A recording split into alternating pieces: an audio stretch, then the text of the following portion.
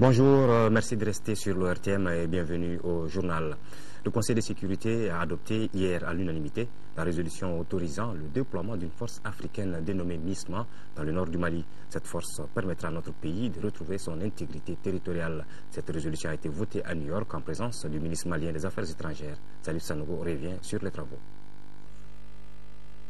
La troisième fois aura donc été la bonne. La résolution 2085, votée à l'unanimité des 15 membres du Conseil de sécurité, fournit la légitimité internationale à l'intervention militaire dans les régions du Nord Mali. Il s'agit en fait d'une stratégie politico-militaire visant à instaurer la paix et la stabilité. Cette résolution est, à mon sens, l'aboutissement de plusieurs mois d'efforts et est aussi la preuve que le Mali a eu raison de faire confiance à la communauté internationale. Mais c'est aussi, je crois, au-delà de cet aboutissement, le commencement de quelque chose. Le commencement de la mise en œuvre de ce qui nous amènera très certainement à débarrasser le Mali de la vermine terroriste qui s'est installée dans son nord, et aussi un élément important pour la reconstruction d'une cohérence politique nouvelle pour le Mali, pour le bénéfice de ses populations et le bénéfice de la communauté internationale. Cette résolution 2085 comporte autant d'aspects militaires que de points politiques, de la formation et l'équipement de l'armée malienne au déploiement de la force internationale, de l'organisation des élections en 2013 à la tenue d'un dialogue de paix. Les 6 pages de la résolution n'occultent presque rien. Sur la période de déploiement de la MISMA et le nombre de militaires engagés, la résolution n'apporte pas d'éclairage. Toutefois, elle précise qu'il s'agira d'une force internationale sous commandement africain. Voilà, justement, toujours par rapport à l'adoption de cette résolution, voici ce communiqué du gouvernement de la République du Mali. Le gouvernement de la République du Mali salue l'adoption à l'unanimité par le Conseil de sécurité des Nations Unies de la résolution 2085 du 20 décembre 2012 présentée par la France et relative à la situation au Mali. Il accueille favorablement le déploiement de la mission internationale de soutien au Mali, MISMA, chargée d'aider les autorités du Mali à reconquérir les régions du nord du pays, contrôlées actuellement par des groupes armés extrémistes et terroristes, et à combattre la menace posée par Al-Qaïda au Maghreb islamique, AQMI, le Moujiao et les groupes rebelles y affiliés. Le gouvernement de la République du Mali apprécie le fait que le Conseil de sécurité ait mis l'accent sur les violations flagrantes des droits de l'homme dans les régions du nord du pays et la destruction des sites culturels et historiques à Tombouctou et son corollaire de déplacement des populations aussi bien à l'intérieur qu'à l'extérieur du pays. Le gouvernement de la République du Mali remercie la communauté internationale pour les actions multiples de soutien en faveur des dites populations. Il mettra tout en œuvre afin que le volet politique de la résolution, notamment le rétablissement de l'ordre constitutionnel par l'organisation d'élections présidentielles et législatives crédibles, se déroule conformément aux termes de la résolution. Le gouvernement de la République du Mali se réjouit des dispositions de la résolution, demandant aux États membres, y compris à ceux de la région du Sahel, de fournir des contingents à la MISMA pour lui donner les moyens de s'acquitter de son mandat et un appui coordonné, notamment sous la forme de formation militaire, de fourniture de matériel, de renseignement et d'appui logistique. Le gouvernement de la République du Mali exprime sa profonde reconnaissance aux pays membres du Conseil de sécurité et à l'ensemble de la communauté internationale pour les efforts déployés et a abouti à l'adoption de la présente résolution. Session extraordinaire à l'Assemblée nationale où les députés examinent depuis hier le projet de loi des finances pour l'exercice 2013. Il se chiffre en recettes à 1007,80 milliards de francs CFA.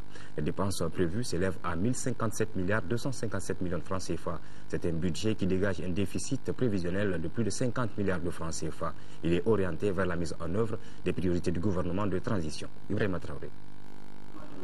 L'Assemblée nationale vote à l'unanimité le budget d'État 2013. Il prend en compte les priorités du moment, notamment les questions sécuritaires, humanitaires, la reconquête des régions du nord du Mali et l'organisation des élections. L'accent est mis aussi sur la consolidation des acquis dans les secteurs sociaux. Le vote du projet de loi de finances 2013 intervient à un moment où l'économie nationale est soumise à une grave crise que traverse le pays. À cela s'ajoute la conjoncture sous-régionale et internationale, ce qui entraîne de grandes incertitudes sur les objectifs de recettes budgétaires en raison de la contraction de l'activité économique. Pour 2013, les recettes se chiffrent à 1007,80 milliards de francs CFA en augmentation de 6% par rapport au budget rectifié 2012. Quant aux dépenses prévues, elles s'élèvent à 1057 milliards 257 millions de francs CFA, là aussi en progression de 6%. Mais il faut noter que le budget 2013 connaît un déficit prévisionnel de plus de 50 milliards de francs CFA. Ce déficit sera financé par les ressources provenant des aides budgétaires extérieures en cas de reprise de la coopération avec les partenaires techniques et financiers et le cas échéant par les titres d'emprunt émis par le Trésor. Dans la recherche de solutions aux problèmes énergétiques, les autorités maliennes et leurs partenaires ont choisi les biocarburants pour faire de pourguerre comme biodiesel capable de remplacer les hydrocarbures. Après une vingtaine d'années de mise en œuvre d'initiatives allant dans ce sens, il était temps de capitaliser les résultats des recherches. Et c'est ce qui a réuni à l'Express de Badlabougou tous les acteurs. Le reportage de Daouda Zoumana Traoré. À travers le développement des biocarburants, le Mali veut amoindrir le coût lié aux hydrocarbures. L'huile de pourguerre est depuis plusieurs années utilisée pour faire fonctionner des groupes électrogènes, des plateformes multifonctionnelles et d'autres moteurs. Les premiers tests d'électrification et de production réalisés sur le pourguerre à Kéléa, Garalo, Kita, Teriabougou, Didjeni, Markala entre autres ont été de véritables réussites.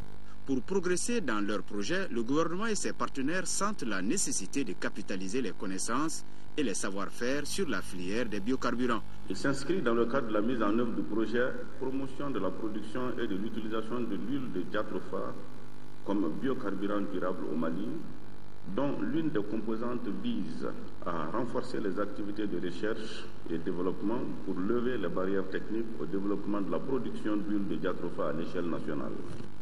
Les partenaires comptent beaucoup sur les acteurs du secteur pour relever les défis qui s'imposent à la filière pourguerre. Nous avons eu au niveau du système des Nations Unies l'année de l'énergie, il y a l'année de l'eau également, mais dans le cadre de l'énergie, je pense que le projet tentera d'apporter, en tout cas d'accompagner le gouvernement pour avoir des solutions idoines par rapport à la thématique du diatropha. C'est un projet qui devrait durer 4 ans, mais je crois qu'avec 4 ans, si nous arrivons à mettre en place de bons partenariats, nous pourrons avoir de très bons résultats. Sous la houlette de l'Agence nationale de développement des biocarburants ANADEB, une dizaine de sujets sur les filières biodiesel, biogaz et bioéthanol ont été débattus par des spécialistes du secteur biocarburant. L'Organisation mondiale de la santé, en partenariat avec le ministère de la Santé et celui de l'Environnement, a organisé jeudi un atelier axé sur 3 documents. Il s'agit du plan national d'action conjointe en santé et environnement, celui de l'adaptation du secteur de la santé aux effets néfastes du changement climatique et enfin l'étude d'évaluation de l'impact du changement climatique sur la santé dans le district sanitaire. Les échanges et discussions permettront d'améliorer le contenu de ces documents. Fatoumata Kone. Les aménagements hydro-agricoles, les zones minières, les changements climatiques sont entre autres facteurs qui peuvent entraîner la dégradation de la nature. Ces phénomènes peuvent également affecter la santé des populations. Pour faire face à la situation, les ministres africains en charge de l'environnement et de la santé ont initié des rencontres. De ces rencontres sont assortis des programmes. Il s'agit du plan national d'action conjointe en santé et environnement, celui de l'adaptation du secteur de la santé aux effets néfastes du changement climatique, l'étude d'évaluation de l'impact du changement climatique sur la santé dans 2 districts sanitaires. Il s'agira de recueillir aux critiques, suggestions et contributions en vue de l'amélioration des vies de gouvernement. J'appelle aussi tous les acteurs à œuvrer dans le cadre des seuls plans qui seront adoptés de manière coordonnée et à se soumettre au devoir de rendre compte afin que nous puissions assurer un suivi et évaluation régulier des résultats et de l'impact dans un esprit de responsabilité mutuelle. Les secteurs à risque climatique que le programme national d'adaptation aux effets néfastes des changements climatiques prend en compte sont l'agriculture, l'élevage et la pêche. Une mission de la Direction nationale de l'agriculture a séjourné mercredi et jeudi dans les cercles de Caille et de Bafoullabé. Dans les deux localités, la mission a rencontré les autorités administratives, politiques et les producteurs afin de les sensibiliser sur la bonne gestion de l'excédent céréalier. Ils ont appelé les paysans à ne pas brader leur production agricole. ORTM Caille, Mahamadi Alioubari. Cette mission conjointe de la Direction nationale de l'agriculture, de l'Office des produits agricoles du Mali OPAM et du Commissariat à la sécurité alimentaire avait pour but d'informer et de sensibiliser les autorités administratives, politiques et les acteurs agricoles afin de mieux gérer l'excédent céréalier de la campagne agricole 2012-2013. L'appel que j'ai lancé à l'endroit des paysans qui ponctuent l'excédent céréalier de mettre à côté de leur consommation annuelle et de vendre le reste à la commune afin d'éviter l'insécurité alimentaire. Première du genre, cette mission a pu s'imprégner des réalités sur le terrain afin d'y proposer une solution idoine. Partout où elle a passé des Cailles à Bafoullabé, le constat reste le même. Les paysans de ces deux localités disent que les récoltes sont excédentaires. Face à cette situation, des efforts doivent être faits pour alimenter les banques de céréales. Nous avons demandé également au niveau de toutes ces structures de faire les restitutions pour que les gens fassent attention. Souvent, on a constaté que dans les années de bonnes récoltes, pendant l'hivernage, il se trouve qu'effectivement, il y a un problème alimentaire qui se pose parce que les gens gèrent mal l'abondance qui est là. Au cours de ces rencontres avec les acteurs du secteur agricole, la mission a beaucoup insisté sur le stockage de la consommation familiale et le développement des banques de céréales afin d'éviter l'insécurité alimentaire qui a secoué notre pays l'année dernière. En troisième région, dans le cadre de la mise en œuvre du schéma directeur de la formation professionnelle et de l'emploi, le président du conseil régional de Sikasso vient d'effectuer une visite au centre de formation de la ville. L'objectif était de s'enquérir de l'état d'encadrement des jeunes apprenants avant le démarrage du plan stratégique de promotion de l'emploi jeune du conseil régional. ORTM Sikasso, Daouda Diakité. Par cette visite de terrain au centre de formation photovoltaïque situé dans les quartiers de Amdalaï Sikasso, le président du conseil régional veut évaluer le niveau d'apprentissage de la vingtaine de jeunes apprentis électriciens mis à disposition du centre par le conseil régional grâce à un appui financier de Suisse Contact. J'ai visité aujourd'hui un centre de formation de qualité. J'ai vu des ordinateurs, des photocopieuses, tous branchés sur le solaire. Et comme je l'ai dit, nous on n'a pas d'uranium, on n'a pas de mer. On a le vent, on a le solaire. Donc ça, des énergies renouvelables. On a besoin de centres de ce genre pour la promotion de l'énergie solaire dans la région de Sikasso. La présente initiative s'inscrit dans le cadre de la mise en œuvre des orientations stratégiques du schéma directeur de formation professionnelle et de l'emploi pour une meilleure insertion des jeunes dans le tissu de production.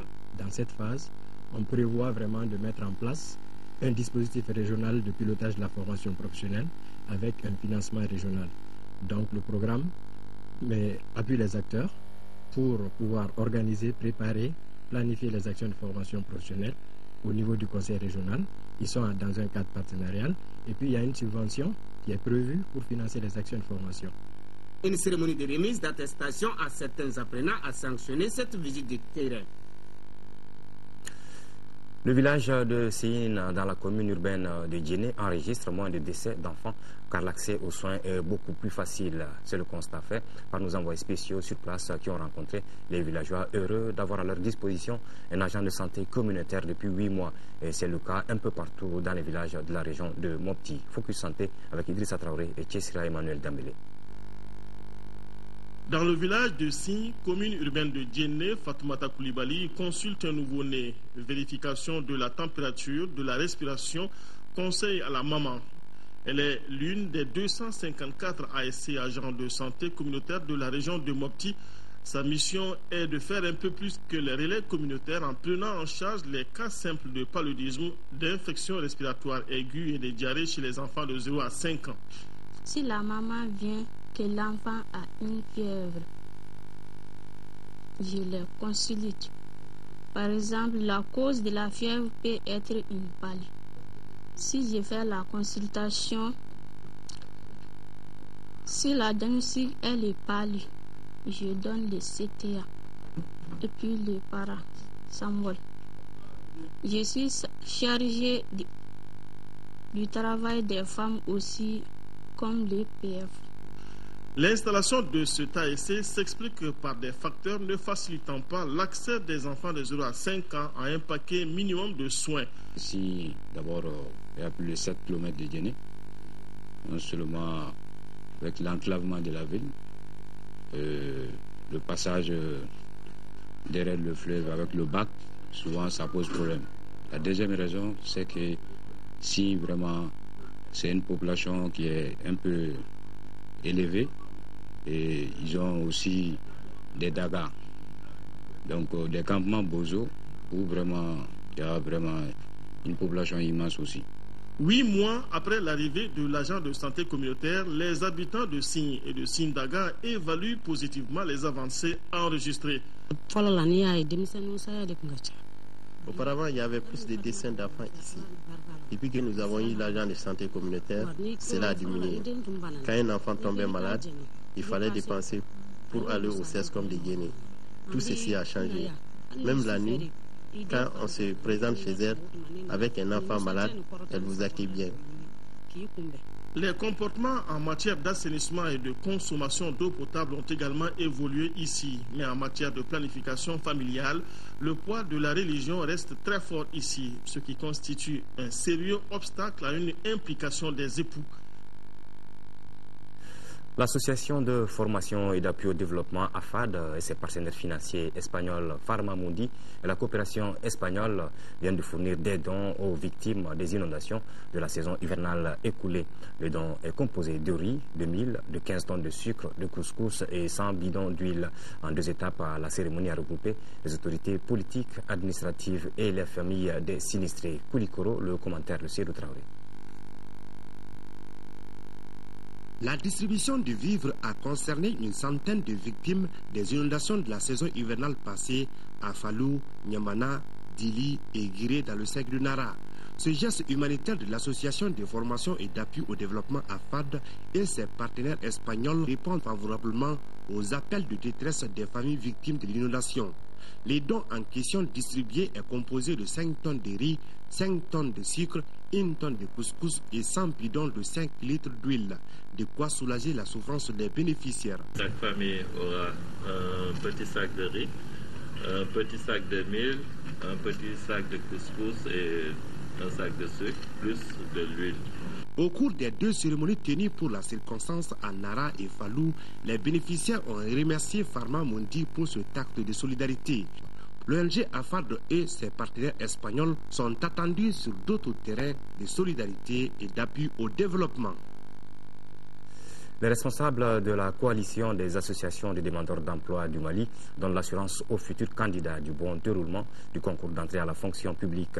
Les responsables de la coalition, au cours d'une rencontre tenue au siège de leur organisation à Wolofobougou, ont parlé de leur implication dans l'organisation à tous les niveaux du concours. Le président de la coalition des demandeurs d'emploi, Samankou Sissoko, est au micro de Adama Koulibaly. Cette conférence, nous l'avons organisée ce matin pour vraiment informer l'opinion nationale et internationale de notre degré d'implication vraiment dans l'organisation du concours d'entrée à la fonction publique. Et notamment sensibiliser nos camarades pour qu'ils puissent avoir vraiment plus confiance en eux-mêmes de bien affronter le concours. Et également lancer vraiment l'appel au niveau des autorités de prendre toutes les dispositions nécessaires pour que le concours soit le plus transparent, le plus juste possible. D'abord, au niveau de la surveillance, nous sommes impliqués. Cette année, dans chaque salle, il y aura un jeune diplômé dans chaque salle pour surveiller. Encore, au niveau de la correction, c'est nous qui sommes là pour vraiment veiller sur les correcteurs. Au niveau du secrétariat, nous sommes impliqués. Le port des notes, nous sommes là, on porte les notes. Et la proclamation des résultats, nous sommes là. Avant la proclamation, on nous demande notre avis, si on a vu vraiment des imperfections ou pas. Voilà, c'est la fin de cette édition. Vous retrouverez Ibrahim Djombele pour l'édition de 20h. En attendant, ayons pour nos compatriotes du Nord vivant dans les régions sous occupation une pensée de soutien et de réconfort. Merci, à très bientôt.